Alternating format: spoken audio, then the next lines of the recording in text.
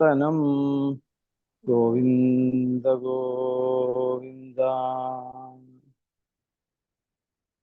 മൂകം കരോതി വാചാലം പങ്കും ലംഘയത്തെ ഗിരിം യത്കൃപാതമഹം വന്ദേ പരമാനന്ദമാധവം.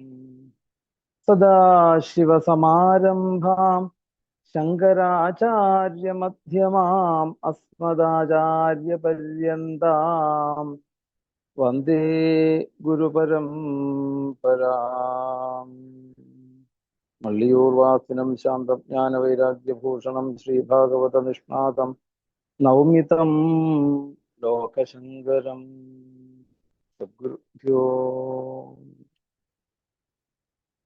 ഭാഗവത മഹാത്മ്യം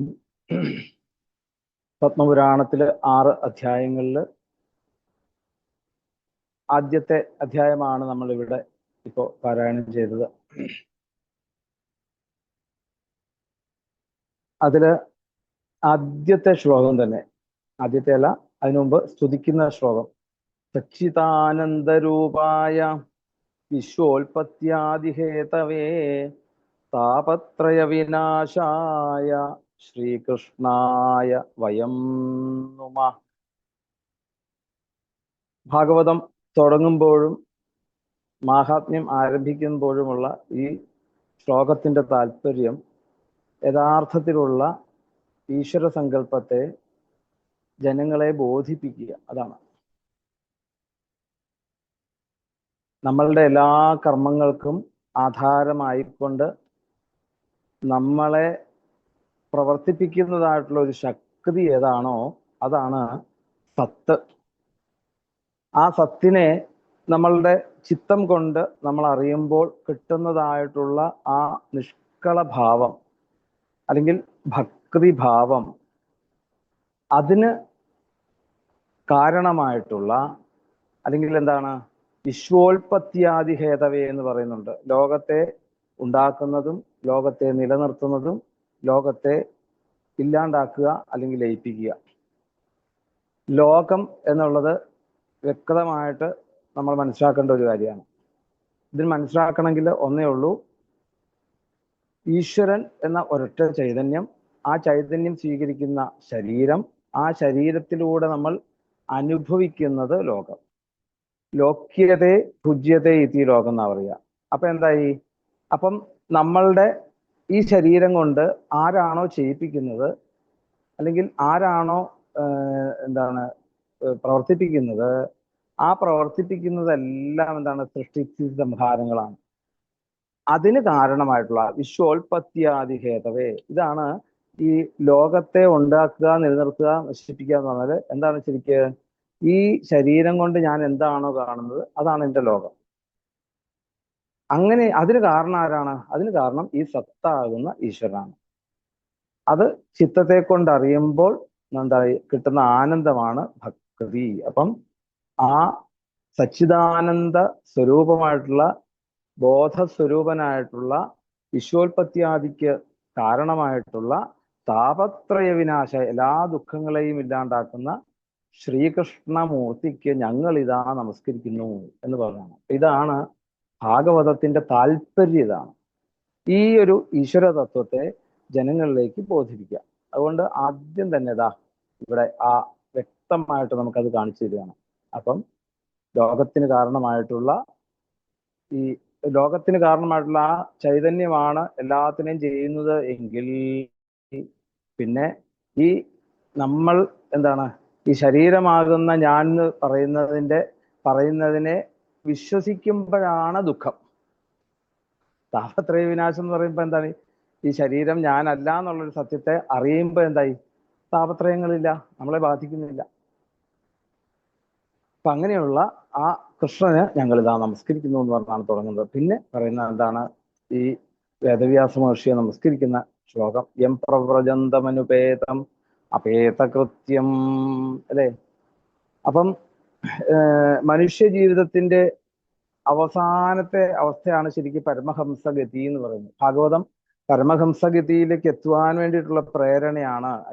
അതാണല്ലോ ഓരോ അധ്യായം കഴിയുമ്പോഴും പാരമഹംസ്യാം സംഹിതായാം അപ്പം അങ്ങനെയുള്ള ആ അവസ്ഥയിലേക്ക് എത്തിയതായിട്ടുള്ള ശ്രീ ശിവബ്രഹ്മർഷിയെ അച്ഛനായിട്ടുള്ള വേദവ്യാസ മഹർഷി പുറമേന്ന് പുത്രാന്ന് വിളിച്ച സമയത്ത് തൻ്റെ മക്കളായിക്കൊണ്ട്, അല്ലെങ്കിൽ എല്ലാവരുടെ ഉള്ളിലും ആ ഈശ്വര സങ്കല്പമാണെന്ന് ധരിപ്പിക്കുവാൻ വേണ്ടിയിട്ട് വൃക്ഷങ്ങള് അവിടുന്ന് പ്രതികരിച്ചു എന്ന് പറയാണ്. അങ്ങനെ ആ വൃക്ഷങ്ങൾ അങ്ങയുടെ പുത്രനായിട്ടുള്ള ഞങ്ങൾ ഇവിടെയുണ്ട് എന്ന് അവിടെ പ്രതികരിച്ചു. അപ്പം സർവഭൂതങ്ങളിലും ഹൃദയമുള്ളവനായിട്ടുള്ള ആ വേദവ്യാസ മഹർഷിയെ ആദ്യം വന്ദിച്ചുകൊണ്ടാണ് ഭാഗവതം ഇതിൻ്റെ പിന്നെയാണ് അവിടെ പറയുന്നത്, നൈമിഷാരണ്യം എന്നുള്ളൊരു സ്ഥലത്ത് വെച്ച് ശൗനകാദികള് യജ്ഞം ചെയ്യുവാൻ വേണ്ടിയിട്ട് ആരംഭിച്ചു, യാഗം ചെയ്യുവാൻ വേണ്ടിയിട്ട് ആരംഭിച്ചു. അപ്പൊ അങ്ങനെയുള്ള ആ യാഗത്തിന്റെ താല്പര്യം, യഥാർത്ഥത്തിൽ യാഗത്തിന്റെ താല്പര്യം എന്താണ്? സ്വർഗകാമോ യജേത എന്നുള്ളതാണ്. അത് യഥാർത്ഥത്തിൽ യോഗത്തിന്റെ അല്ലെങ്കിൽ കർമ്മത്തിന്റെ മഹത്വം വെച്ച് അത് പറയുന്നതാണ് അവിടെ. അപ്പം അതിന്റെ ആത്യന്തികമായിട്ടുള്ള ശ്രേയസ് എന്താണെന്ന് ഇവര് അന്വേഷിച്ച് നടക്കുമ്പോഴാണ് അവിടെ സൂതൻ, ലോമഹർഷണൻ എന്നു പേരായിട്ടുള്ള സൂതൻ വരികയും ആ സൂതനോട് ചോദ്യങ്ങൾ ചോദിക്കുകയാണ്. അവിടെ ആദ്യം തന്നെ ചോദിക്കുന്നത് എന്താണ്? ഇന്ന് ഞങ്ങൾ അനുഭവിക്കുന്ന ഈ സംസാര ദുഃഖം, അതാണ് അജ്ഞാനധ്വന്ത വിധ്വംസ കോടി സൂര്യ സമപ്രഭ സൂതാഖ്യാഹി കഥാസാരം മമകർണരസായനം. അപ്പൊ ഇന്ന് ഞങ്ങൾ അജ്ഞാനം കൊണ്ട് മറയ്ക്കപ്പെട്ടതായിട്ടുള്ള ഈ അന്ധക്കരണ വൃത്തികൾ മൂലം ഞങ്ങൾക്ക് ആത്മതത്വത്തെ അറിയാൻ സാധിക്കുന്നില്ല. അതുകൊണ്ട് ആ അജ്ഞാനമാകുന്ന ആവരണം ഒന്ന് മാറ്റി ഞങ്ങൾക്ക് ആ കോടി സൂര്യപ്രഭയുള്ള ജ്ഞാന തേജസ് തന്നെ അവിടെ പ്രകാശിക്കുന്നു. അതുകൊണ്ട് ഈ അന്ധകാരം മാറ്റിക്കൊടുക്കുകയാണ് യഥാർത്ഥത്തിൽ ആരുടെ നിയമം? ഗുരുവിന്റെ നിയമം അല്ലെ? ഗുരുശ്ചന്ധകാരോ രു എന്നുള്ളത് നശിപ്പിക്കുക അല്ലെ? അപ്പൊ അന്ധകാരത്തെ നശിപ്പിക്കുന്ന ആരാണോ അവരാണ് ഗുരുനാഥൻ എന്ന് പറയാം. അങ്ങനെ ആ സൂതന്റെ വാക്കുകളെ അജ്ഞാനത്തെ നശിപ്പിച്ചുകൊണ്ട് ജ്ഞാനം പ്രദാനം ചെയ്യാൻ പര്യാപ്തമാണ് എന്നുള്ളത് കൊണ്ട് ഞങ്ങൾ എന്തായി? കഥാസാരം മമകർണ രസായനം, ഞങ്ങളുടെ ഈ ശ്രവണം കൊണ്ട് ഞങ്ങൾ നേർന്നെടുത്തോളാം. ഇന്ന് പലപ്പോഴും നമുക്ക് തോന്നാറുണ്ട് ഈ ശ്രവണത്തിന്റെ മാഹാത്മ്യം ആദ്യം തന്നെ ഭാഗവതം കാണിച്ചു തരാണ് ഇവിടെ. ശൗനകാദികൾ പോലും പറഞ്ഞത് എന്താണ്? ഞങ്ങൾക്ക് ഇങ്ങനെ അത് ശ്രദ്ധിച്ച് കേൾക്കുക, ഞങ്ങൾക്ക് വായിക്കാനല്ല. പിന്നെന്താണ്? ഞങ്ങൾക്ക് ഇങ്ങനെ ശ്രദ്ധിച്ച് കേൾക്കുമ്പം ഞങ്ങളുടെ ദുഃഖങ്ങളൊക്കെ മാറുന്നു. അതുകൊണ്ട് ആ കഥകള് ഞങ്ങൾക്ക് പറഞ്ഞു തരൂ. പിന്നെ ചോദിക്കുകയാണ് ഭക്തി ഉണ്ടാകുന്നത് എങ്ങനെയാണ്? ജ്ഞാനം, വിരാഗം, വൈരാഗ്യം ഇതൊക്കെ ഉണ്ടാകുവാൻ വേണ്ടി എന്താണ് ചെയ്യേണ്ടത്? പോരാ അല്ലേ? നമ്മൾ എന്തിനു വേണ്ടിയിട്ടാണ് ഗുരുവായൂര് നമ്മൾ പോകുന്നത്? എന്തിനു വേണ്ടിയിട്ടാണ്? ഗുരുവായൂരപ്പനെ കാണാൻ വേണ്ടിയിട്ട് നമ്മൾ പോകുന്നു അല്ലേ? എന്നിട്ടോ അവിടെ ചെന്ന് കഴിഞ്ഞാൽ ഇതൊക്കെ മറക്കുക. ചെന്ന് കഴിഞ്ഞാൽ പിന്നെ ഒത്തിരി ലിസ്റ്റ് അങ്ങോട്ട് കൊടുക്കും അല്ലേ ഭഗവാന്റെ അടുത്ത്. എന്നാൽ യഥാർത്ഥത്തിൽ അങ്ങനെയല്ല വേണ്ടത്. ശരിക്കും പിന്നെ എന്താ വേണ്ടത്? ഗുരുവായൂരപ്പനെ തന്നെ വേണം എന്നുള്ള രീതിയിൽ നമുക്ക് പ്രാർത്ഥിക്കാൻ സാധിക്കണം. അപ്പം ഇവിടെ അതാണ് അങ്ങനെ ഗുരുവായൂരപ്പനെ ഞങ്ങൾക്ക് സ്വന്തമാക്കാൻ വേണ്ടി ഇനി ഗോപികമാരുടെ ഒക്കെ കാണാൻ സാധിക്കും അവിടെ. അപ്പം ഈ ഗുരുവായൂരപ്പനെ സ്വന്തമാക്കണമെങ്കിൽ എന്താണ്? ഗുരുവായൂരപ്പനോളോ നമ്മൾ ഉയരണം. ഗുരുവായൂരപ്പനോളോ നമ്മൾ ഉയരണം എന്ന് പറയുന്നത് എന്താണ്? മായാമോഹ നിരാസശ്ച വൈഷ്ണവൈ ക്രിയതേ കഥം. അപ്പൊ നമ്മളുടെ ഉള്ളിലുള്ള മായയെ നീക്കിയാൽ മാത്രമേ നമുക്ക് ഗുരുവായൂരപ്പനെ നമുക്ക് കാണാൻ പോലും സാധിക്കുകയുള്ളൂ. നമ്മളൊക്കെ വിചാരിക്കുന്നത് ഗുരുവായൂരപ്പനെ നമ്മൾ കണ്ടു എന്നാണ്. നമ്മളെ കണ്ടിട്ടില്ല. നമ്മളെ ആദ്യം കാണണം ഗുരുവായൂരപ്പൻ. നമ്മളെ കാണണമെങ്കിൽ എന്ത് വേണം? നമ്മളുടെ ഉള്ളിലുള്ള അല്ലെ സകലതും മാറി ശുദ്ധഭാവത്തോടു കൂടി ചെന്നാൽ കണ്ടെങ്കിലായി. അത്രയും. അപ്പം ഗുരുവായൂരപ്പനെ നമുക്ക് കാണണമെങ്കിൽ ഗുരുവായൂരപ്പനോളം ആയാൽ മാത്രമേ സാധിക്കുകയുള്ളൂ അവിടെ.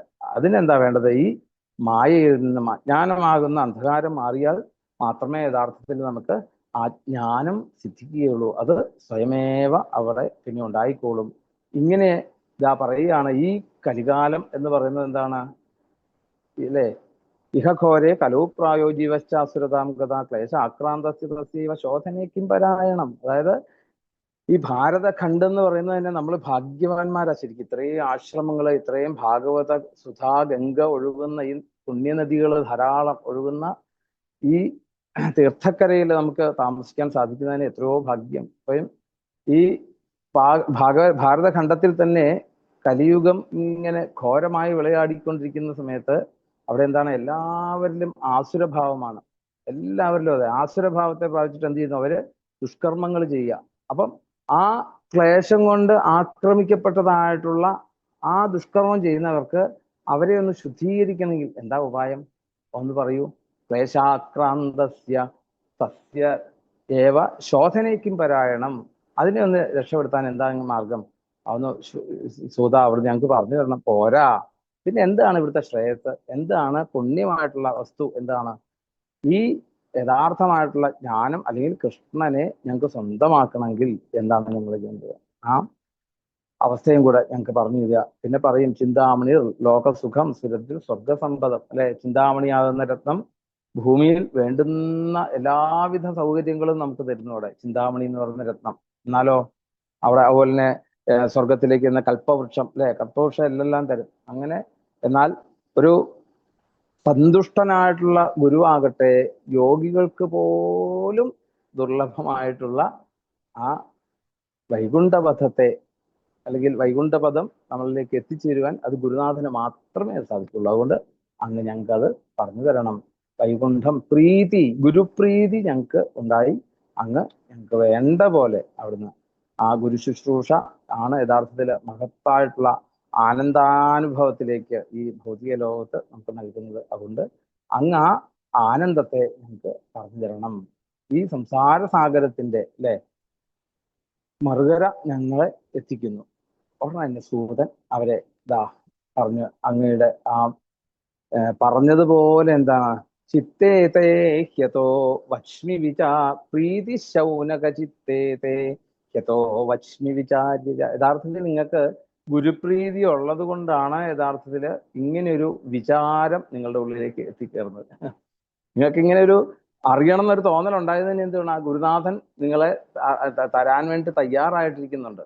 അതുകൊണ്ടാണ് സർവസിദ്ധാന്ത നിഷ്പന്നം സംസാരഭയം. നിങ്ങളിപ്പോ പറഞ്ഞതായിട്ടുള്ള ഈ സംസാരത്തിൽ നിന്നും ഒക്കെ രക്ഷപ്പെടാൻ പലതരത്തിലുള്ള സിദ്ധാന്തങ്ങൾ എന്ന് പറഞ്ഞാൽ എന്താ? വേദങ്ങള്, വേദാംഗങ്ങള്, ധർമ്മശാസ്ത്രങ്ങള്, പുരാണങ്ങളൊക്കെ അത് ഞാൻ പറഞ്ഞു തരാം. എന്നിട്ടോ ഈ ഭക്തി വർദ്ധിക്കുന്നതായിട്ടുള്ള കൃഷ്ണ സന്തോഷഗീതവും തതകം തേ വിധാസ്യാമി സാവധാനതയാ ശൃണു, നിരന്തരവും തടസ്സമില്ലാതെ വർദ്ധിക്കുന്നതായിട്ടുള്ള ആ യഥാർത്ഥമായിട്ടുള്ള നിഷ്കളമായിട്ടുള്ള ഭാവം, നേരത്തെ പറഞ്ഞതുപോലെ തന്നെ, അല്ലെ, എന്നെ ഇത് ചെയ്യിക്കുന്നതാണെല്ലാം എന്നുള്ള ഒരു തോന്നലിൽ നമുക്ക് എത്ര കണ്ട് ടെൻഷൻ ഫ്രീ ആയിട്ടിരിക്കും. അതാണ് യഥാർത്ഥത്തിൽ ആനന്ദം, അല്ലേ? ഒരു സമയത്തും ടെൻഷൻ ഇല്ലാതെ നമുക്ക് തുറന്ന് ചിരിക്കാൻ സാധിക്കണം. ഒന്നും നമ്മളെ ബാധിക്കാത്ത രീതിയിൽ. അതാണ് ഭക്തി. അത് എന്താണ്? ആ ഭക്തിയുടെ പ്രവാഹം, അല്ലെ, കൃഷ്ണപ്രീതിക്ക് കാരണമാകും. അങ്ങനെയുള്ളിടത്തെ കൃഷ്ണനെ കാണാൻ അതാ ഞാൻ പറഞ്ഞത്. ഗുരുവായൂരൊക്കെ ചെല്ലുമ്പോൾ ഗുരുവായൂരപ്പനെ നമുക്ക് കാണാൻ പറ്റുമോ എന്ന് സംശയമാണെന്ന് പറഞ്ഞു കഴിഞ്ഞാൽ, കാരണം എന്താണ്? നിർമാല്യം തൊഴാൻ വേണ്ടിയിട്ട് തന്നെ ഇവിടെ ബഹളം വെക്കുക. അയ്യോ 3 മണി ആയാലും ഈശ്വര കാണാൻ പറ്റൂ. അങ്ങനെ തന്നെ നമ്മൾ ടെൻഷൻ അടിച്ചു തന്നെയാണ് ആരെ ഭഗവാനെ കാണാൻ പറ്റുക. പിന്നെ എങ്ങനെ കാണാൻ പറ്റുക? അപ്പം അത് ആ ടെൻഷൻ ഇല്ലാണ്ടാകലാണ് യഥാർത്ഥത്തിൽ എന്താണ്? കണ്ണനെ നമുക്ക് സ്വന്തമാക്കാൻ സാധിക്കുന്നത് അവിടെ. അപ്പം അതിനു വേണ്ടിയിട്ട് അത് നഷ്ടപ്പെടാതെ അത് ഞാൻ നിങ്ങളോട് പറഞ്ഞുതരാം. നിങ്ങൾ സാവധാനതയാ, അവധാന എന്ന് പറയും. അവധാനം എന്ന് പറഞ്ഞാൽ ബുദ്ധി. അല്ലാതെ വേണ്ട പോലെ അത് ശ്രദ്ധിച്ച് കേട്ടോളുക എന്ന് അവിടെ പറയാണ്. പിന്നെ പറയുന്നു ഇവിടെ കാലവ്യാള മുഖഗ്രാസ ത്രാസ നിർനാശഹേതവേ, അല്ലെ? കാലമാകുന്ന സർപ്പം ഈ മുഖത്തെ വിഴുങ്ങിയതിനാലുള്ള ഈ പേടി അത് വിശേഷമായിട്ട് ഇല്ലാണ്ടാക്കുവാൻ വേണ്ടിയിട്ട് ആ കലിയുഗത്തില് ശ്രീ സുബ്രഹ്മണ്യ ഒരു ശാസ്ത്രം എഴുതിയതാണ് ഭാഗവതം എന്നുള്ള ശാസ്ത്രം. അപ്പം ആ ശാസ്ത്രം നിങ്ങൾ പഠിച്ചാലുണ്ടല്ലോ പിന്നെ ഒരു സ്ഥലത്തും ഏതസ്മാത് അപരം കിഞ്ച് മനഃശുദ്ധേന വിദ്യതേ.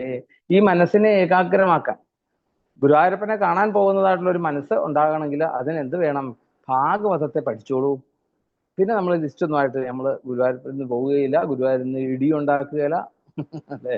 സമാധാനമായിട്ട് ഗുരുവായൂരപ്പൻ കാണട്ടെ, അല്ലെങ്കിൽ ഗുരുവായൂരപ്പൻ കാണണം എന്ന് വിചാരിച്ച് നമുക്ക് പോകാൻ സാധിക്കും. ഇതിപ്പോ നമ്മൾ ഗുരുവായൂരപ്പനെ കാണാനാണ് പോകുന്നത്. അങ്ങനെയല്ല, ഗുരുവായൂരപ്പൻ എന്നെ കാണണേന്ന് വിചാരിച്ചാണ് അങ്ങോട്ട് പോകേണ്ടത്, അല്ലെ? അല്ലെങ്കിൽ നമുക്ക് ഇവിടെ നിന്ന് ഗുരുവായൂരപ്പൻ കാണാം, എവിടെ നിന്നും നമുക്ക് ഗുരുവായൂരപ്പനെ കാണണം. പക്ഷെ ഗുരുവായൂരപ്പനെ കാണണമെങ്കിൽ അവിടെ ചെല്ലണം, അല്ലെ? അപ്പം ആ ഒരു ഭാവം നമുക്ക് എപ്പോഴും ഉണ്ടാവണം. അത് ഏതസ്മാത് അപരം കിഞ്ചിൽ മനസ്സ്, അങ്ങനെ വേറെ ഒരു ഗ്രന്ഥവും ഇനി പറയാനില്ല, ഇതിനപ്പുറത്തേക്ക് ഒരു ഗ്രന്ഥം ഇല്ല. അതുകൊണ്ട് എന്താണ്, അങ്ങനെ ഉള്ള ആ ജന്മാന്തര പുണ്യം ഉള്ളവർക്ക് ഈ ഭാഗവതത്തിന്റെ മുമ്പിലേക്ക് എത്താൻ സാധിക്കുള്ളൂ അറിയണം. പിന്നെ പറയാണ് അവിടെ പരീക്ഷത്തിന് കഥ പറയുവാൻ വേണ്ടിയിട്ട്, അവിടെ ആ പ്രായോപവേശം ചെയ്യാൻ വേണ്ടിയിട്ട് ഗംഗാതീരത്ത് പരീക്ഷത്തിന്റെ മുമ്പിൽ ശ്രീ സുബ്രഹ്മണ്യൻ വന്ന സമയത്ത് വേഗം തന്നെ നോക്കിയപ്പോൾ ദേവന്മാരെല്ലാം ഓടി വന്നിരിക്കുന്നു. എന്തിനു വേണ്ടിയിട്ടാണ്? അമൃതകുംഭം തരാം, പരീക്ഷത്തിന് 7-ാം ദിവസം മരണം ഉണ്ടാവുന്നില്ലേ പറഞ്ഞേ, അതിൽ നിന്ന് രക്ഷപ്പെടുത്താൻ വേണ്ടിയിട്ടുള്ള അമൃതകുംഭം ഞങ്ങൾ തരാമെന്ന് പറഞ്ഞു. ഞങ്ങൾക്ക് എന്താ വേണ്ടത്? ഞങ്ങൾക്ക് സ്വർഗത്ത് പോലും കിട്ടാത്തതായിട്ടുള്ള ആ ഭാഗവത കഥാസുധ ഞങ്ങൾക്ക് തന്നാൽ മതി. ശ്രീ സുബ്രഹ്മണ്യ എന്ന് പറഞ്ഞു. ശ്രീ സുബ്രഹ്മണ്യ അവരെ നോക്കി ഒരു ചിരി ഉണ്ടായി എന്നാ പറഞ്ഞു. ജഹാസഹ, ഉറക്കെ അങ്ങ് ചിരിച്ചു, പരിഹസിച്ചുകൊണ്ട് ചിരിച്ചു എന്നാ പറയുക. കാരണം എന്താണ്? കഷ്ടം, ഇത്രയ്ക്ക് പോലും അല്ലെ ഒരു ബോധമില്ലാത്ത, ഇത്രയ്ക്ക് പോലും ബോധമില്ലാത്തവരാണ് യഥാർത്ഥത്തിൽ ദേവന്മാര് എന്ന് പറയുന്നത്. കാരണം എന്താണ്? ഈ ദേവന്മാരെ സംബന്ധിച്ചിടത്തോളം എന്നും സുഖികളാവര്. അവരിങ്ങനെ ഭൂമിയിൽ വന്ന് വല്ല എന്തെങ്കിലുമൊക്കെ ചെയ്തതിന്റെ ഫലമായിട്ട് അവിടെ പോയി ഇങ്ങനെ ദേവലോകത്ത് പോയി കഴിയുന്നു. ഇങ്ങനെ സുഖം അനുഭവിച്ച് കാമാദികളിൽ അല്ലെങ്കിൽ സുഖമായിട്ട് അതിൽ നിൽക്കുന്നവരെ സംബന്ധിച്ചിടത്തോളം എന്താണ്, അവർക്ക് ജ്ഞാനം അല്ലെങ്കിൽ ആത്മതത്വം എന്നുള്ളത് ഒരു ലെവലേശം പോലും അല്ലെ ആ അയൽവക്കത്ത് പോലും പോയില്ല. എന്നാൽ നമുക്കിനി 3-ാമത്തെ സ്കന്ധത്തില് 11-ാമത്തെ അധ്യായത്തിൽ കാണാൻ സാധിക്കും 2 വഴികൾ കാണാം. ആ വഴിയിൽ ഒരു വഴി എവിടെയാണ് എത്തുന്നത്? പരാശരൻ അല്ലെ സാഖ്യായനം തുടങ്ങിയത് എത്തുന്നത് ബൃഹസ്പതിയിലേക്കാണ്. പക്ഷെ ബൃഹസ്പതിയുടെ അവിടെ വരെ എത്തിയിട്ടുള്ളൂ. ഇത് ആർക്ക് കൊടുക്കും? ഇതിന് പാത്രബോധമുള്ളവർക്ക് കൊടുക്കണ്ടേ? ദേവന്മാർക്ക് കൊടുത്താൽ ഇതുപോലെ അവിടെ ഇതാവോ? അവർക്ക് ഈ സുഖം അതനുസരിച്ച് നടക്കുന്നവരാണ്. അപ്പം ദേവന്മാർക്ക് ഒന്നും എത്തിയിട്ടില്ല. ബൃഹസ്പതി കൊണ്ട് അവിടെ നിന്നു. അവർക്ക് അങ്ങനെ നല്ല ഒരു ഇതായിരുന്നു, അവർക്ക് അന്നേ കിട്ടിയാൻ അവിടെ അല്ലേ. അപ്പൊ പറഞ്ഞു, കഷ്ടം എൻ്റെ ദേവന്മാരെ, ഈ സുധ എവിടെ കിടക്കുന്നു? അമൃത എവിടെ കിടക്കുന്നു? കഥ, ഭാഗവത കഥ എവിടെ കിടക്കുന്നു? അപ്പം സുധ എന്നുള്ളത് അതെന്തിനാണ്? ഭൗതികമായിട്ടുള്ളതിന് വേണ്ടി സുധ. ഭാഗവതാമൃതം എന്ന് പറഞ്ഞാൽ നിത്യാനന്ദത്തിനുള്ളത്. ഇപ്പൊ അങ്ങ് ഈ എന്താണ് റോൾഡ് ഗോൾഡ് തന്നിട്ട് ആ യഥാർത്ഥ ഗോൾഡ് ഇങ്ങ് തന്നേക്കാൻ എത്ര നിസ്സാരമായിട്ടാണ് പറയുന്നത്, ആലോചിച്ച് നോക്കൂ. അതുപോലെ ദേവന്മാര് ഇരുന്ന് അല്ലെ, മണിർ മഹാൻ, ഇത്ര വലിയ ഭാഗവത രത്നം മേടിക്കാൻ വേണ്ടി കാക്കപ്പൊന്നും കൊണ്ട് വന്നിരിക്കുകയാണ്. അപ്പം അങ്ങനെയുള്ള അവരെ പോലും ഭഗവാൻ ശ്രീ സുബ്രഹ്മണ്യ പറഞ്ഞു വിട്ടത് ദേവന്മാർക്കൊക്കെ അത്ഭുതമായി. അവരെന്ത് ചെയ്തു? വേഗം തന്നെ അവര് അവിടെയുള്ള ശാസ്ത്രങ്ങള് വേദം തൊട്ടങ്ങോട്ട് തുടങ്ങി. വേദത്തിന് പോലും ഈ ഭാഗവത്തിനോട് തുലനം ചെയ്യാൻ സാധിക്കുന്നില്ല. എന്തേ കാരണം? വേദത്തിന് പോലും പറ്റില്ല പറഞ്ഞത്. കാരണം വേദം മനസ്സിലാക്കി എടുക്കാവുന്ന എളുപ്പമല്ലേ അല്ലേ. അപ്പം ആ കരിമ്പിൽ നിന്നും അല്ലെങ്കിൽ ആ ജ്യൂസായിട്ട് അതിൽ നിന്ന് എന്താണ് ഈ പാലിൽ നിന്ന് നെയ്യ് എടുത്തു കഴിഞ്ഞാൽ പിന്നെ അതിനപ്പുറത്തേക്കൊന്നുമില്ല. വേദം എന്ന് പറഞ്ഞാൽ പലതും തള്ളാനുണ്ട് അല്ലേ. വേദത്തിലെ ഫലശ്രുതി തള്ളാനുണ്ട്, അങ്ങനെ പലതും അതിൽ നിന്ന് തള്ളാനുണ്ട്. പക്ഷേ ഭാഗവതത്തിൽ നിന്ന് ഒന്നും കളയാനില്ല. അതുകൊണ്ട് വേദശാസ്ത്രങ്ങളും എല്ലാം കൂടി ഒരു ത്രാസിൽ വെച്ചു, മറ്റേ ത്രാസിൽ എന്ത് വെച്ചു? ഭാഗവതം വെച്ചു. ഭാഗവതത്തിൽ എന്തേ കാരണം? ഭാഗവതത്തിന്റെ മാഹാത്മ്യം ജനങ്ങൾക്ക് കിട്ടുന്നതിനനുസരിച്ചുള്ള ഇത് വേദത്തിൽ നിന്ന് കിട്ടുന്നു. കാരണം എന്താണ്? വേദത്തിൽ പല ഫലശ്രുതികളും കാണുമ്പോൾ എന്താണ്, ഈ നല്ല കർമ്മഠന്മാരൊക്കെ ആ ഫലശ്രുതി കണ്ട് അതിന്റെ പുറകെ പോകും. അപ്പൊ എന്താ അപ്പൊ യഥാർത്ഥമായിട്ടുള്ള ഒരു ആനന്ദം അവിടെ കിട്ടില്ല. ഇതൊന്നും വേണ്ട, ഇതിനൊന്നും കളയാനില്ല കേട്ടോ.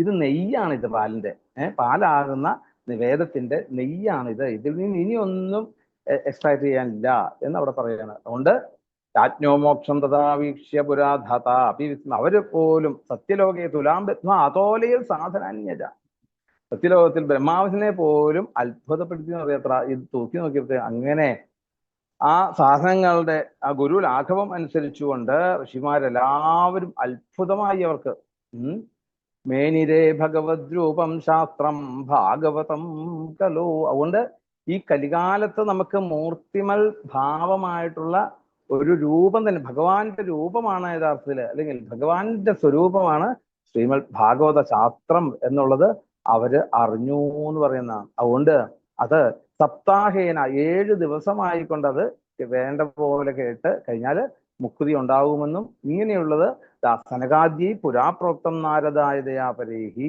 അത് ദയാലുക്കളായിട്ടുള്ള സനകാദി ഋഷീശ്വരന്മാര് ഒരിക്കൽ ആ നാരദ മഹർഷിയോട് ഒരിക്കൽ പറഞ്ഞിരിക്കുന്നു എന്ന് പറഞ്ഞപ്പോൾ അവിടെ വേഗം ശൗനകാദികൾ പറഞ്ഞു, അങ്ങനെയാണെങ്കിൽ ഗുരുനാഥ, ആ ലോകത്തിന്റെ ഒക്കെ കലഹം ചേർന്നിരിക്കുന്നതായിട്ടുള്ള എങ്ങും എല്ലായിടങ്ങളിലും കറങ്ങി നടക്കുന്നതായിട്ടുള്ള നാരദ മഹർഷി അല്ലേ, കുറച്ചു നേരെ ഒരു സ്ഥലത്ത് ഇരിക്കാനുള്ള ഇതുള്ളൂ, അനുവാദമുള്ളൂ. അങ്ങനെയുള്ള നാരദ മഹർഷിക്ക് ഇതെങ്ങനെ 7 ദിവസം കൊണ്ട് ഈ ഭാഗവത്തെ ശ്രവിക്കാൻ സാധിച്ചത്?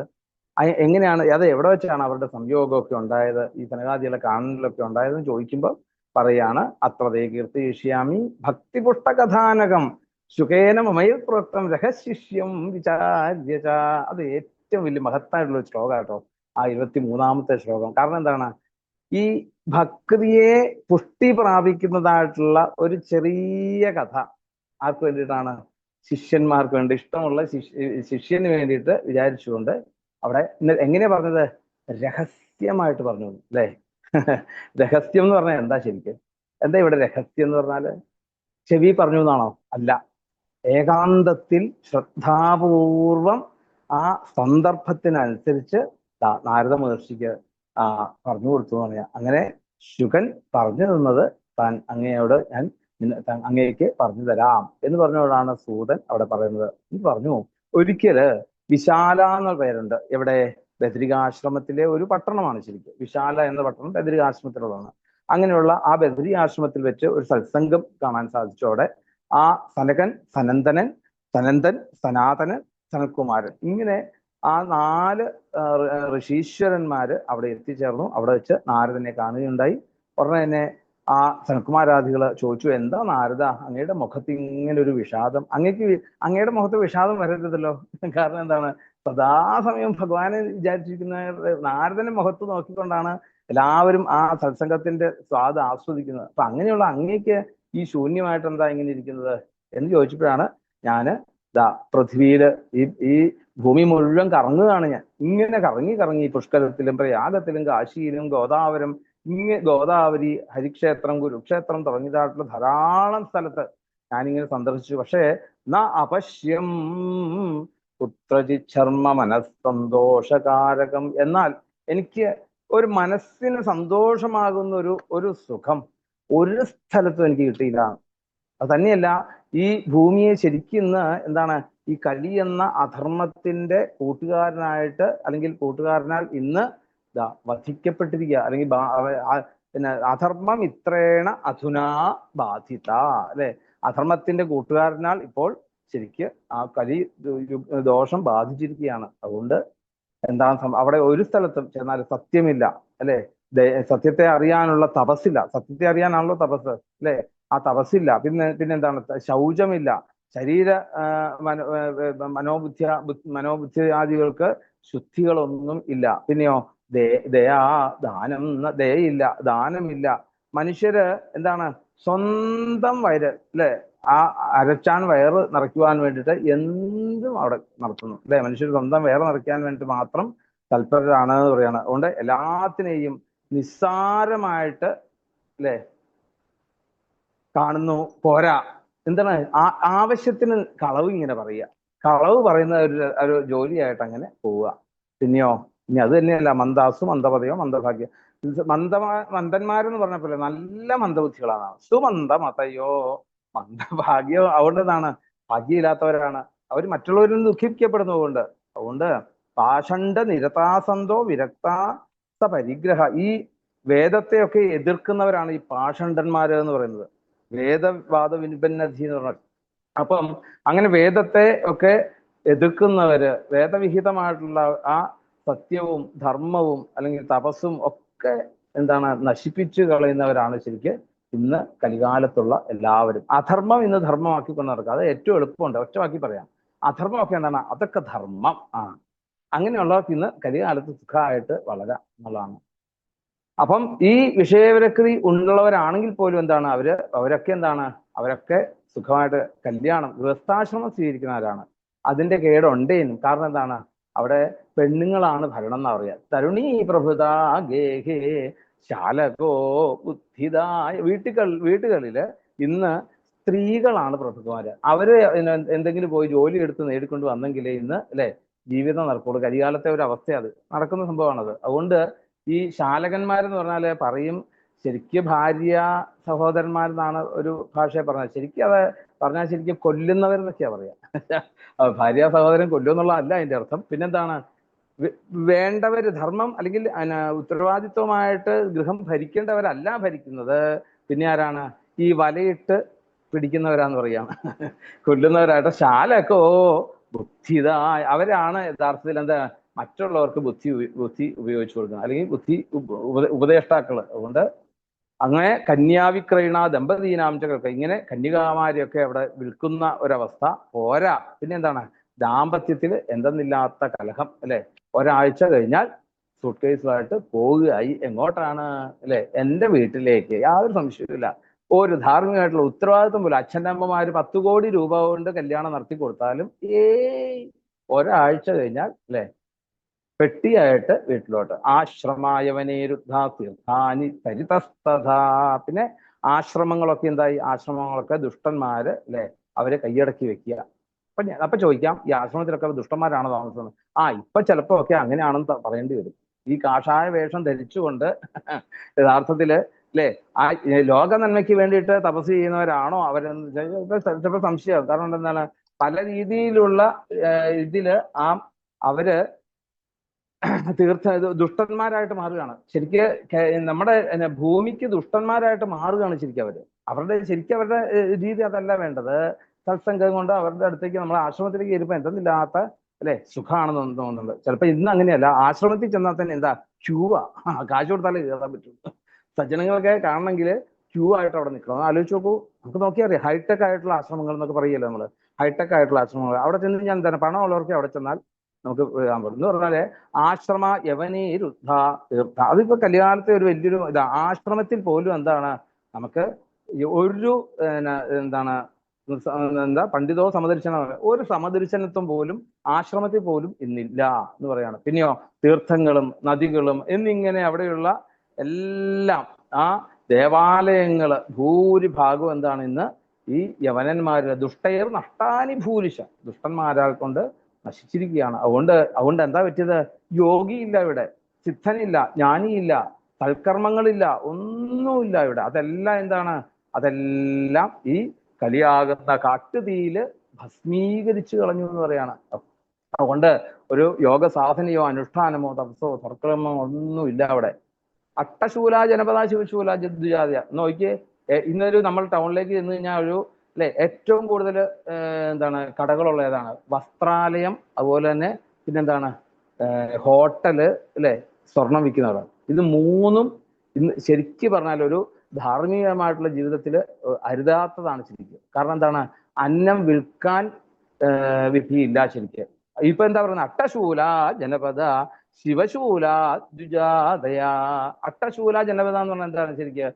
ഈ അന്നം വിൽക്കുന്ന ആൾക്കാരെ ഇന്ന് കാണാൻ സാധിക്കുള്ളൂ അല്ലെ. വൃന്ദാവനത്തിൽ ചെന്നാൽ അങ്ങനെയല്ല. കാരണം എന്താണ്? വൃന്ദാവനത്തിൽ ചെന്ന് കഴിഞ്ഞാൽ എവിടെ ചെന്നാലും അവിടുന്ന് ഇരിക്കും കേട്ടോ, കഴിച്ചോളൂ എന്ന് പറഞ്ഞു തരും.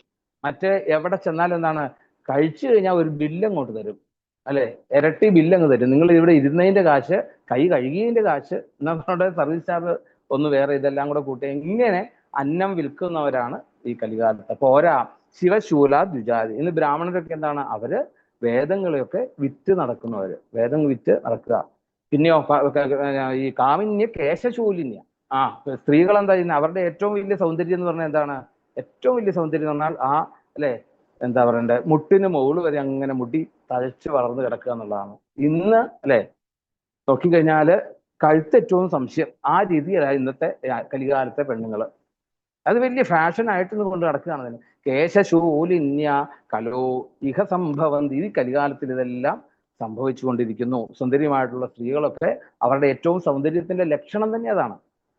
അത് ഭഗവാൻ തന്നെ ഒരു അനുഗ്രഹമാണെങ്കിൽ അതിനെ പോലും എന്താണ് മറച്ചു കളയുന്നവര് അല്ലെ. ഏവം പശ്യൻ കലയർദോഷാൻ പരിചടൻ അവനീമകം. അങ്ങനെ ഞാനിങ്ങനെ ഓരോ സ്ഥലവും നോക്കി നോക്കി നോക്കി കണ്ട് ഒരിക്കൽ ഭൂമിയിൽ പലയിടത്തും ചുറ്റി നടന്നു.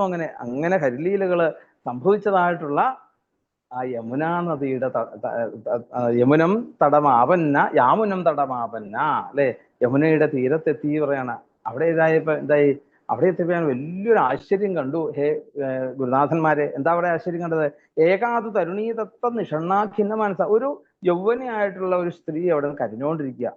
പോരാ, അടുത്ത് രണ്ട് അല്ലെ കുട്ടികള്. ആ കുട്ടികൾക്ക് നോക്കിക്കഴിഞ്ഞാൽ ജരാന്തര ബാധിച്ചു എന്ന് തോന്നി. ആ തോന്നിയതല്ല, അവിടുത്തെ നോക്കിയപ്പോ എന്താ, അവരൊക്കെ വയസ്സന്മാരായിട്ട് അങ്ങനെ കിടക്കുന്നു ഈ രണ്ടുപേര്. അപ്പം വേഗം തന്നെ എന്ത് ചെയ്തു, അവിടെ ചേതനയില്ലാതെ എന്താണ് നിശ്വസിക്കുന്നതായിട്ടുള്ള ആ കുട്ടികളാണ്. അവർക്ക് ശ്വാസം ഉണ്ടെന്ന് പറയല് മാത്രമേ ഉള്ളൂ, അല്ലാതെ ഒന്ന് എഴുന്നേൽക്കാൻ പോലും സാധിക്കാതെ അവിടെ കിടക്കുകയാണ്. ഇങ്ങനെ അവിടെ ചെന്ന് നോക്കിയപ്പോഴത്തേക്കും അവിടെ അവരെന്നിട്ടോ ഈ കുട്ടികള്, ഈ ജ്ഞാനവൈരാഗ്യങ്ങളാകുന്ന കുട്ടികൾ ഇങ്ങനെ നോക്കുക, 10 ദിക്കിലേക്ക് നോക്കുന്നു. എന്ത് ഈ 10 ദിക്കിലേക്ക് നോക്കുന്നത്?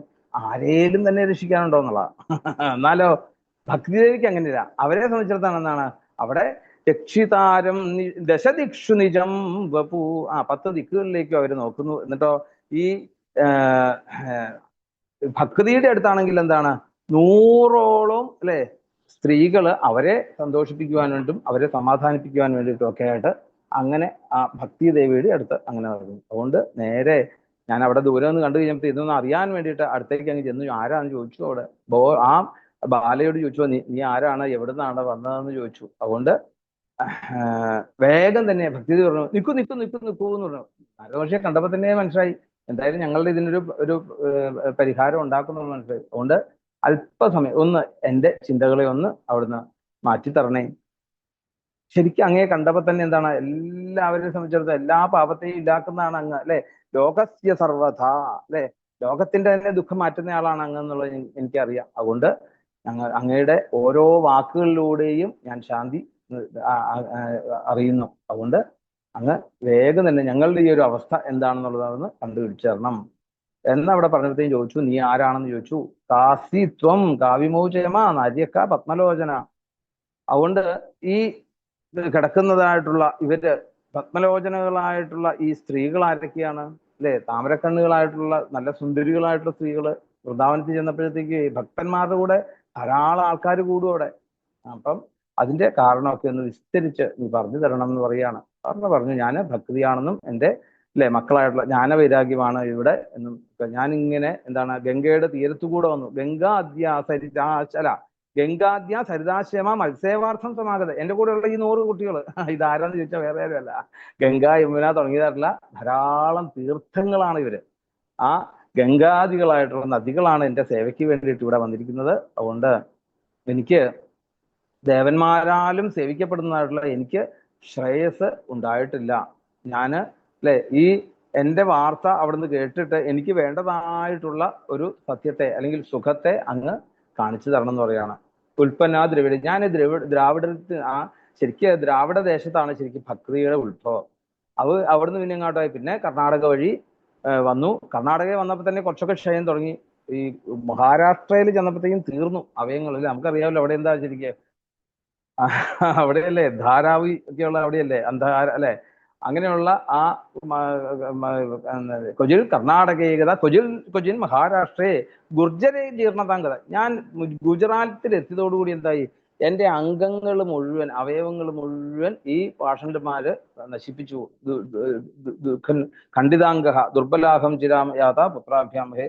ഇവിടെ അതുകൊണ്ട് കുറച്ചു കാലമായിട്ട് ഞാൻ മന്ദതയെ പ്രാപിച്ച് സഞ്ചരിച്ച് വരികയാണ് ഇപ്പൊ ഇവിടെ. അങ്ങനെ വൃന്ദാവനത്തിലെത്തി കഴിഞ്ഞപ്പോഴത്തേക്കും ഇതാ അവിടെ എനിക്ക് ആ യൗവനമൊക്കെ തിരിച്ചു കിട്ടി. പക്ഷെ എൻ്റെ കുട്ടികൾക്ക് അത് വേണ്ട പോലെ അത് കിട്ടിയിട്ടില്ല. അതുകൊണ്ട് ഇവിടെ ശയിക്കുന്നതായിട്ടുള്ള ഇവര് ആ രണ്ടുപേരുമാകട്ടെ എൻ്റെ പുത്രന്മാരാണ്. അവർക്ക് ഈ സ്ഥലം ഉപേക്ഷിച്ചിട്ട് എന്നാൽ മറ്റൊരു ദേശത്തേക്ക് പോകാൻ എനിക്ക് സാധിക്കുന്നില്ല. കാരണം എന്താണ്, എനിക്ക് ഇവിടെ വന്നപ്പോഴാണ് എൻ്റെ അംഗങ്ങളൊക്കെ പൂർത്തിയായത്. നഷ്ടപ്പെട്ടു പോയ അംഗങ്ങളൊക്കെ മുഴുവൻ തിരിച്ചു കിട്ടിയത് ഇവിടെയാണ് യഥാർത്ഥത്തിൽ. അതുകൊണ്ട് ഇവരുടെ ഈ ജരാനരകളൊക്കെ ഒന്ന് ബാധിച്ച് എന്നെ അതിന് എന്താണ് ഞാൻ ചെയ്യേണ്ടത് അവിടെ നിന്ന് പറഞ്ഞു തരണം എന്ന് നാരദ മഹർഷിയോട് ആവശ്യപ്പെടുകയാണ്. എന്തായാലും ഈ സഹചാരികളായിട്ടുള്ള ഞങ്ങൾക്ക് 3 പേർക്കും ഈ ഒരു വിപരീതാവസ്ഥ എങ്ങനെ വന്നു? വൃത്തിയായിട്ടുള്ള അമ്മ അല്ലെ, പുത്രന്മാര് യുവാക്കള് ഇവ തമ്മിൽ ചേരും, പക്ഷെ തിരിച്ചു ചേരുവോ? അതില്ല. ഇതൊക്കെ എങ്ങനെ സംഭവിച്ചു? ഹേ നാരദ മഹർഷി, അതിനൊരു കാരണം പറയണം. എന്താണ് അതിന് നേടേണ്ടത് എന്നൊക്കെ അവിടെ നിന്ന് പറഞ്ഞു. പിന്നെ അതശോചാമി ചാത്മാനം വിസ്മയ ആവിഷ്ടമാനസാവത യോഗനിധേ ധീമൻ കാരണം ശാസ്ത്രക. അതുകൊണ്ട് എൻ്റെ മനസ്സിൽ കടന്നുകൂടിയിട്ടുള്ള ഈ കാര്യങ്ങളൊക്കെ അങ്ങ് വേണ്ട പോലെ ആലോചിച്ച് അത്ഭുതപ്പെടുത്തുന്നതായിട്ടുള്ള ഞാൻ ഇന്നിപ്പോ വല്ലാണ്ട് ദുഃഖിക്കുന്നു. അതുകൊണ്ട് അങ്ങ് യഥാർത്ഥത്തിൽ ബുദ്ധിയുള്ള ആളാണ് അങ്ങ്, അല്ലെ? അങ്ങ് വേണ്ടത് എനിക്ക് അത് ചെയ്തു തരണം, അത് തന്നെ അങ്ങ് തന്നെ പറയൂ എന്ന് പറയാണ്. വേഗം തന്നെ എന്താണ് നാരദ മഹർഷി ഒന്ന് ആലോചിച്ചിട്ട് പറഞ്ഞു, ക്ഷണമാത്രേണ തജ്ഞാത്വ വാക്യമൂച്ചേ മുനീശ്വര. ഹേ ബാലേ, ഇതിലൊന്നും ചെയ്യാനില്ല, എന്താ വേണ്ടത് ശരിക്ക്?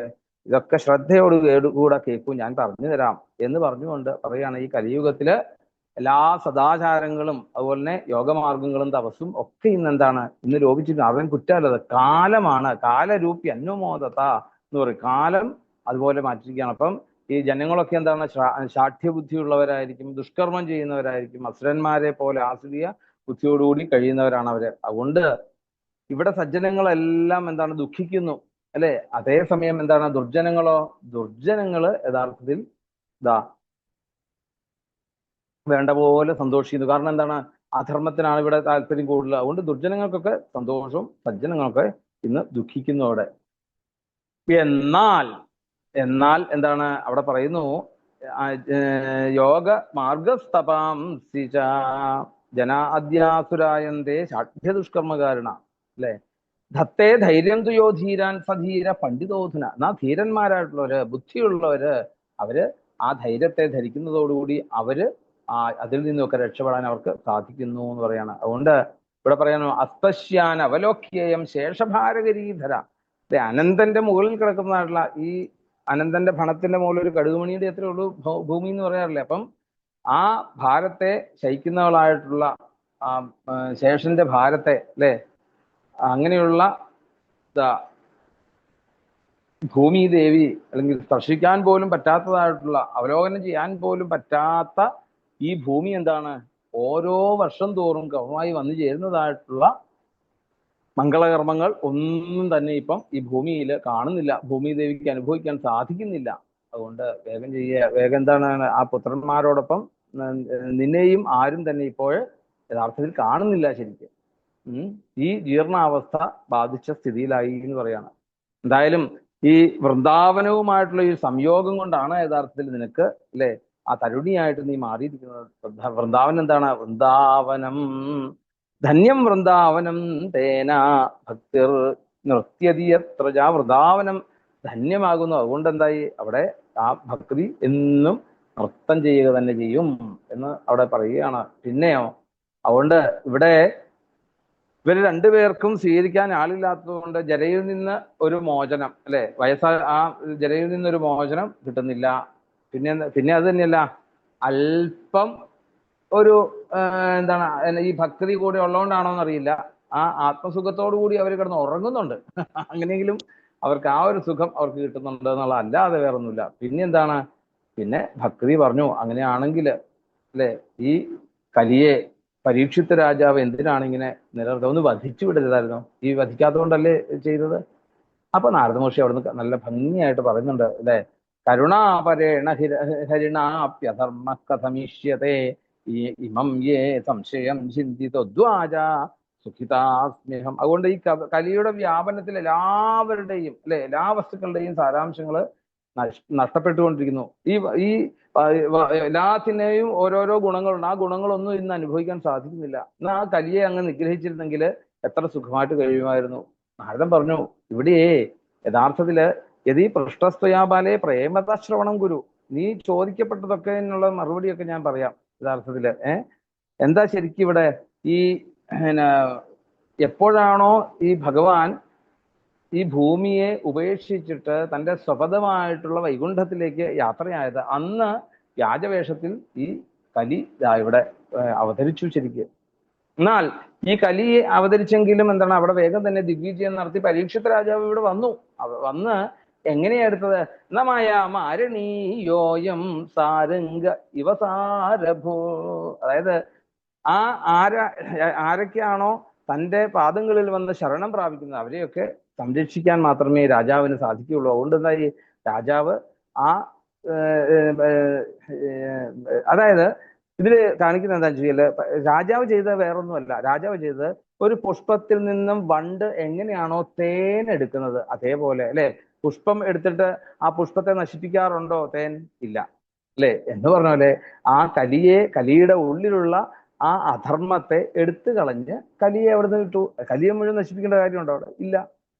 അത് കലിക്ക് വേണ്ട സ്ഥാനവും കൊടുത്ത് ആ കലിയെ അനുഗ്രഹിക്കുകയാണ് ശരിക്കും അവിടെ ചെയ്തത്. എന്തായാലും അത് ആ രാജാവ് കലിയുടെ ദോഷങ്ങളെ വിട്ടുകളഞ്ഞ് സാരാംശത്തെ മാത്രം കണ്ട് ആ കലിയെ കൊല്ലാതെ വിടുകയാണ് ചെയ്തത്. യത്ഫലം നാസ്തി തപസ ന യോഗേ. തപസ് കൊണ്ടും യോഗം കൊണ്ടും അതുപോലെ തന്നെ സമാധി കൊണ്ടും യാതൊരു ഫലമാണോ നമുക്ക് ലഭിക്കാത്തത്, ആ ഫലം എന്ത് കിട്ടും? എവിടുന്ന് കിട്ടും? ഇനിയിപ്പോ പൂജയോ ഇതൊന്നും വേണ്ട, തപസ്സോ ഒന്നും വേണ്ട. പിന്നെന്താണ്? കലോ കേശവകീർത്തനാൽ, ഭഗവാന്റെ നാമം അറിഞ്ഞ് ജപിക്കാൻ സാധിക്കുകയാണെങ്കിൽ അത് തന്നെയാണ് ഏറ്റവും ഭാഗ്യം എന്ന് അവിടെ ഇതാ പറഞ്ഞു. അതുകൊണ്ട് ആ ശ്രേയോ മാർഗത്തിൽ എന്താണ് മാർഗത്തിലേക്ക് എത്താനുള്ള എളുപ്പമാർഗം നാമം ജപം ആണ് എന്ന് മനസ്സിലാക്കിയതായിട്ടുള്ള രാജാവ് എന്ത് ചെയ്തു? കലിയെ എവിടുന്ന് വിട്ടു? കാരണം എന്താണ്? ഇന്ന് ഇല്ലേ ഈ നാമം ജപത്തിന് ആരുടെങ്കിലും സഹായം വേണോ? 10 പൈസ ചിലവുണ്ടോ? ഇല്ല. ആരുടെങ്കിലും സഹായം വേണോ? വേണ്ട. ആർക്കെങ്കിലും നിർത്താൻ പറ്റുമോ? ഇല്ല. അപ്പം അത്ര എളുപ്പമുള്ള ഒരു സാഹചര്യം ഉണ്ടെങ്കിൽ ഭൗതികമായിട്ടുള്ള ഒന്നും തനിക്ക് തടസ്സമാകില്ല എന്നവിടെ കാണിക്കുകയാണ്. എന്തായാലും പിന്നീട് ഏകാകാരം കലിം ദൃഷ്ട്വാ സാരവൽ സാരനീരസം വിഷ്ണുരാധ സ്ഥാപിതവാൻ കലിജാനാം സുഖായ. അതുകൊണ്ട് ഏകമായിട്ടുള്ള ഗുണമുള്ള അല്ലെ ആ ഏകാകാരം കലിം ദൃഷ്ട്വാ സാരവൽ സാരനീരസം, സകല സാരാംശങ്ങളും അത് എന്താണ് രസമില്ലാതെ ആക്കി നീരസം ഉണ്ടാക്കുന്നതാണെങ്കിൽ പോലും ആ സാരത്തെ തിരിച്ചറിഞ്ഞതായിട്ടുള്ള പരീക്ഷത്തിന് കലിയുഗത്തിൽ ജനങ്ങളുടെ ക്ഷേമത്തിന് വേണ്ടിയിട്ട് കലിയെ ഇവിടെ നിലനിർത്തുകയാണ് ചെയ്തത്.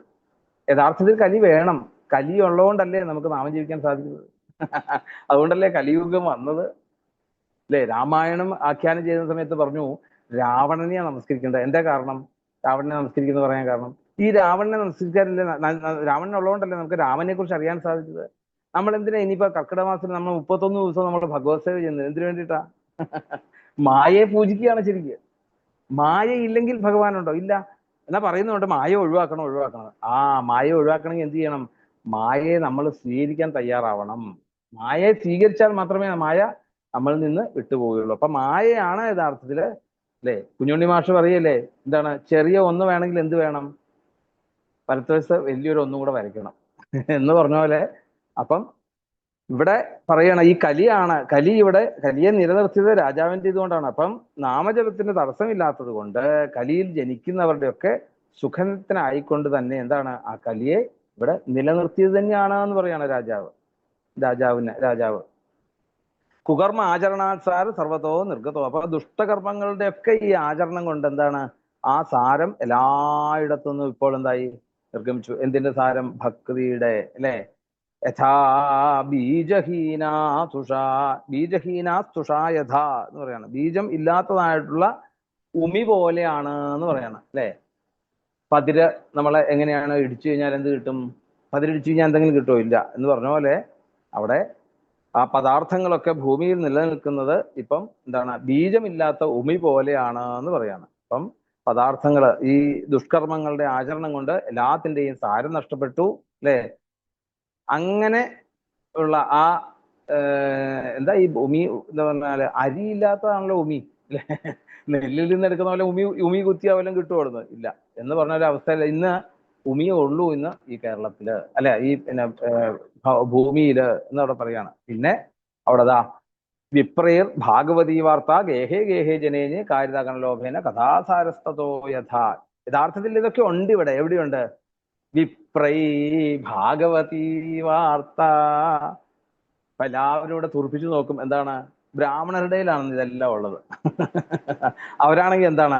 കാരിത കണലോഭേന കഥാസാരസ്തോ ഗത അല്ലെ. സപ്താഹം നടത്തണമെങ്കിൽ 30,000 രൂപ 50,000 രൂപ ആദ്യം തന്നെ. ഇനി അവിടെ വന്നിട്ട് നീ വെള്ളമൊന്നും വെക്കാൻ പറ്റില്ല. 50,000 രൂപയാണെങ്കിൽ ഇതേ കൂടെ ഉള്ളവർക്ക് 30,000 രൂപ വെച്ച് കൊടുക്കണം. പറ്റുകയാണെങ്കിൽ സമ്മതിക്കാം അല്ലെ. അപ്പം ഭഗവാനെ സംബന്ധിച്ചിട്ടുള്ള വാർത്തകൾ ഇനി വീട്ടിൽ ചെന്ന് പറയണമെങ്കിൽ ഗേഹേ ഗേഹേ ജനേ ജനെ, ഇല്ലേ, വീട് തോറും ജനങ്ങൾക്കിടയിൽ എങ്ങനെ ചെയ്യുന്നു, എങ്ങനെ കാരിത കണലോഭേന, ധനം മോഹിച്ചുകൊണ്ടിന്ന് ജനങ്ങൾക്കിടയിൽ ഈ വിപ്ര എന്ന് പറഞ്ഞ ഈ ഞങ്ങളെ പോലെയുള്ള ബ്രാഹ്മണരല്ല കേട്ടോ, പിന്നെ ആരാണ് ജ്ഞാനം കിട്ടിയവര് പോലും ഈ കരികാലത്ത് ഭക്തന്മാര് പോലും ഇപ്പൊ അങ്ങനെയായി മാറുകയാണ്. അതല്ലേ നമുക്ക് ഹൈടെക് ആയിട്ടുള്ള ആശ്രമത്തിന്റെ കാര്യം ഞാൻ നേരത്തെ പറഞ്ഞില്ലേ, ഇത് തന്നെ അതിന്റെ അവസ്ഥ. ഹൈടെക് ആയിട്ടുള്ള ആശ്രമത്തിൽ ചെന്ന് കഴിഞ്ഞാൽ എന്താണ്, രജിസ്ട്രേഷൻ ഫീസ് ഉണ്ട്. ഭാഗവതം പഠിക്കാനും കേൾക്കാനും സപ്താഹത്തിനും ഒക്കെ അവിടെ ചെന്ന് മുമ്പിലിരിക്കാൻ ഒരു ഒരു തുക ഒന്ന് ആലോചിച്ച് നോക്കിയേ. കാരിത കണലോഭേന കഥാസാരസ്തതോഗത. അങ്ങനെയായി ആശ്രമങ്ങളും പിന്നെ സജ്ജനങ്ങള് സന്യാസി ശ്രേഷ്ഠന്മാരൊക്കെ എന്താണ്, പണം മോഹിച്ചുകൊണ്ട് തന്നെ പ്രവർത്തികൾ ചെയ്യുന്ന ഒരു അവസ്ഥ കലികാലത്ത് കാണാം. അത്യുഗ്രഭൂരി കർമാണോ നാസ്തിക രൗരവാജന. രൗരവം എന്ന് പറഞ്ഞാൽ എന്താണ്, നമുക്ക് അല്ലേ നരകം വർണ്ണിക്കുമ്പോൾ അറിയാം, പുഴുക്കൾ നിറഞ്ഞു കിടക്കുന്നതായിട്ടുള്ള ആ രൗരവം. അപ്പം രൗരവം എന്ന നരകത്തിൽ നിന്ന് വന്നവരാണ് ശരിക്ക് ഈ പാപകർമ്മങ്ങൾ ചെയ്യുന്നതായിട്ടുള്ള പാഷണ്ഡന്മാരെന്നൊക്കെ ഇവരെ പറഞ്ഞു. ആലോചിക്ക്, നാസ്തികന്മാരെന്ന് പറഞ്ഞാൽ എന്താ ശരിക്കും, ആസ്തികന് നാസ്തികൻ എന്ന് പറഞ്ഞാൽ പിന്നെ എന്താ അഭക്തന്മാരെന്നല്ല അർത്ഥം. പിന്നെ എന്താണ്, വേണ്ട പോലെ വേദവാദ വിപന്നധീഹി, നമ്മള് ദക്ഷ്യാഗത്തിൽ പറയുന്ന പോലെ തന്നെ വേദത്തെ എന്താണ് എതിരായിക്കൊണ്ട് ചെയ്യുന്ന എന്ത് സൽക്കർമ്മം ആയിക്കോട്ടെ, സൽക്കർമ്മത്തിന് വേണ്ടി ആണെങ്കിലും കാശ് പിരിക്കരുത്. അങ്ങനെയാണെങ്കിൽ അത് സൽക്കർമ്മം അല്ല എന്ന് പറയാം. അത് വെച്ചാൽ കാശിന് വേണ്ടിയിട്ട് ചെയ്യുന്ന ഒക്കെ എന്താണ്, അവര് നാസ്തികന്മാരാണ്. അപ്പൊ ശരിക്കും പറഞ്ഞാൽ ഇന്ന് ആസ്തികന്മാരുണ്ടോ എന്ന് തന്നെ സംശയിക്കേണ്ടി വരും അല്ലെ. സൽക്കർമ്മങ്ങൾ ചെയ്യുന്നത് പോലും പൈസയ്ക്ക് വേണ്ടാണെന്ന് തന്നെ ചിന്തിച്ച് ചെയ്യുന്നവര് നാസ്തികന്മാരാണ്. അതുകൊണ്ട് അങ്ങനെയുള്ള അത്യുഗ്രമായിട്ടുള്ള പാപകർമ്മങ്ങൾ ചെയ്യുന്നതായിട്ടുള്ള ഈ നാസ്തികന്മാര് എവിടെ നിന്ന് വന്നതാ, രുരു പുഴു നിന്ന് കിടക്കുന്ന രൗരവത്തിൽ നിന്നും വന്നവരാണ് അവരെല്ലാം. അവരൊക്കെ എന്താണ്, അവരെവിടെയാ ഇപ്പം തീർത്ഥേഷു അല്ലെ, തിഷ്ഠന്തി തീർത്ഥേഷു തീർത്ഥസാരസ്തതോഗത, തീർത്ഥങ്ങളിൽ വസിക്കുന്നു. അതുകൊണ്ട് എന്താ പറ്റിയത്, ആ തീർത്ഥവും കൂടി അതും കൂടി ഇല്ലേ നമുക്ക് നശിച്ചു എന്ന് പറയുകയാണ് അവിടെ. അവിടെയും ആ നമ്മളെന്താ വിചാരിക്കുന്നത്, ഗംഗയെ ചെന്നാല് പമ്പയെ ചെന്നൊന്ന് കുളിച്ചു കഴിഞ്ഞാലാ അയ്യോ എന്താ അല്ലെ സുഖം, അല്ലെ അവിടെ വേണ്ടതായിട്ടുള്ള ഒരു ആത്മസുഖം കിട്ടുന്നൊക്കെ. ഇപ്പൊ ആത്മസുഖം കിട്ടാത്ത സ്ഥലം അവിടെയാ. കാരണം എന്താണ്, ഈ പാഷണ്ഡന്മാരെല്ലാവരും അവിടെ ചെന്ന് അവിടെ മുഴുവൻ നശിപ്പിച്ചു. തീർത്ഥസാരങ്ങൾ പോലും ഈ നാസ്തികരത് കളയുന്നു എന്ന് പറയാം. മനസ്സാജയാൽ ലോഭാൽ ദംഭാൽ പാഷണ്ഡ സംശ്രയാൽ ശാസ്ത്രാനഭ്യസനാച്ചൈവ ധ്യാനയോഗഫലം ഗതം. അതുകൊണ്ട് മനോനിയന്ത്രണം ഇല്ല ഇന്ന് ആർക്കും, ക്ഷമ എന്ന് പറയുന്നില്ല അല്ലെ. 2 മണിക്ക് തുടങ്ങിയോ നോക്കിക്കൊണ്ട് ആകെ ടെൻഷൻ അടിച്ച് ആൾക്കാരിങ്ങനെ ഗേറ്റിൽ നിൽക്കുക. എവിടെയാ, സൂമില്. 2:05 മുഖമൊക്കെ അങ്ങ് അയ്യോ എന്താല്ലേ. എന്നാ ഇത് ഒരു ചെറിയ കമ്പി കഷ്ണത്തിന്റെ മുകളിലാണ് ഇത് പോകുന്നതിനെ കുറിച്ചൊന്നും ചിന്തിക്കാൻ മേല അവർക്ക് ആർക്കും അല്ലെ. ഒന്ന് ആലോചിച്ച് നോക്കൂ. അപ്പം മനോനിയന്ത്രണം ഒരു രീതിയിലും ഇന്ന് ജനങ്ങൾക്കില്ല. പിന്നെയോ അതുകൊണ്ട് തന്നെ എന്താ പറ്റുന്നത്, മതവിദ്വേഷികളായിട്ട് മാറുന്നു. നിങ്ങൾ ഉദ്ദേശിക്കുന്ന മതം അല്ല, ക്രിസ്തുമതം അല്ലെങ്കിൽ നായര് നമ്പൂരി എന്നുള്ള മതം അല്ല അവിടെ. പിന്നെ എന്താണ് മതം എന്ന് പറഞ്ഞാൽ അഭിപ്രായ അല്ലെ, മതവിദ്വേഷങ്ങൾ അവിടെ ഉണ്ടാകുന്നു. അതാണ് അവിടെ മനസാശ്ചാര്യാൽ ലോഭാൽ ദംഭാൽ പാഖണ്ഡ സംശ്രയാൽ. അതാ പാഖണ്ഡന്മാർ എന്ന് പറഞ്ഞാൽ ഇത്രയേ ഉള്ളൂ കേട്ടോ. ഈ അസുരന്മാരൊന്നും അങ്ങനെയൊന്നും അല്ല. മറ്റ് ഇതിനോട് യോജിക്കാൻ പറ്റാത്ത ഇങ്ങനെ മാറി നിൽക്കുകയല്ലേ ചെല്ല് അല്ലേ. ഞാൻ ഈ കൂട്ടത്തിൽ പെടുന്ന ആൾക്കാരല്ല. എന്താ അല്ലെ, കേമത്താന്നാ വിചാരം. കേമത്ത അല്ല സത്യത്തില്. എല്ലാവരെയും അക്സെപ്റ്റ് ചെയ്യലാണ് യഥാർത്ഥത്തില് കേമത്തം. മറ്റത് കേമത്തല്ല. മറ്റത് കേമത്തായിട്ടാ പറയുന്നത്, ഞാൻ ഉള്ളി കൂട്ടില്ല അല്ലെ, ഞാൻ പിന്നെ ഏകാദശിക്ക് ഉപവാസമാണെന്നൊക്കെ പറഞ്ഞിട്ട് ഇങ്ങനെ മാറി നിൽക്കുന്ന ചേട്ടനുണ്ട്. അത് കേമത്തല്ല. എല്ലാവരുടെയും കൂടെ നമുക്ക് എല്ലാവരെയും അക്സെപ്റ്റ് ചെയ്യാൻ സാധിക്കണം എല്ലാ അവസ്ഥകളിലും. അപ്പോഴും നമ്മളുടെ മനസ്സിന്റെ ഭാവത്തിന് മാറ്റം വരരുത്. ഇതൊക്കെയാണ് നമ്മൾ ഭാഗവതത്തിൽ മനസ്സിലാക്കേണ്ട ഏറ്റവും വലിയൊരു കാര്യമാണ്. ഇന്നിപ്പം ഏകാദശി നോക്കാത്ത ഒരു ഭക്തരല്ല എന്നൊക്കെയുള്ള താല്പര്യമുള്ള അമ്മമാരൊക്കെ ഉണ്ട്. നാരായണി നാരായണി കണ്ടിട്ടേ ഇല്ല. ഇത്രയും സംവിധാനങ്ങൾ ഉണ്ടായിട്ട് എന്താ ചെയ്യുക, കരികാലം എന്നൊക്കെ പറഞ്ഞാൽ അവര് വലിയ ഗമത. അതിലൊക്കെ എത്രയോ പുണ്യവതികളായിരിക്കും പറയുന്നത് ഈ കൂടെ നിൽക്കുന്നവര്. അപ്പം ആരെയും നാരായണി വായിക്കുന്നത് കൊണ്ടോ ഭാഗവതം വായിക്കുന്നത് കൊണ്ടോ അമ്പലത്തിൽ പോകുന്നത് കൊണ്ടോ നമ്മൾ യഥാർത്ഥമായിട്ടുള്ള ഭക്തന്മാരാകുന്നില്ല അവിടെ ശരിക്ക്. അപ്പം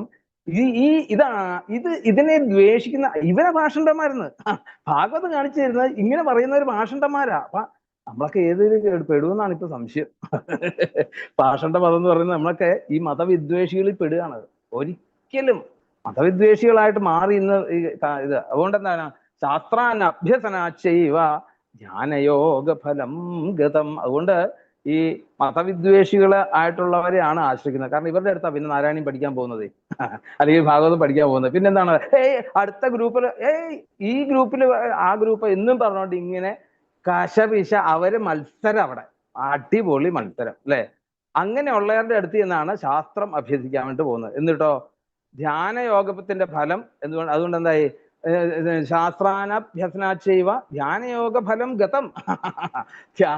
ധ്യാനത്തിന്റെ ഫലമൊക്കെ ഇല്ലാണ്ടാകുകയാണ്. അപ്പം ഈ മനനിയന്ത്രണമൊന്നുമില്ല നിരീശ്വരവാദികളായിട്ടുള്ളവരുടെ അടുത്തും ഈ ബഹളം വെച്ച് നടക്കുന്ന മതവിദ്വേഷികളായിട്ടുള്ള പല ഇല്ലേ കപട ആചാര്യന്മാരുടെ ഒക്കെ അടുത്ത് ചെന്ന് ആശ്രയിക്കുന്നവരൊക്കെ എന്താണ്, അവർക്കൊക്കെ യഥാർത്ഥമായിട്ടുള്ള ധ്യാനത്തിന്റെ ഫലമൊക്കെ എവിടെയായി, ഗതഹ എന്നാ പറയുന്നത്.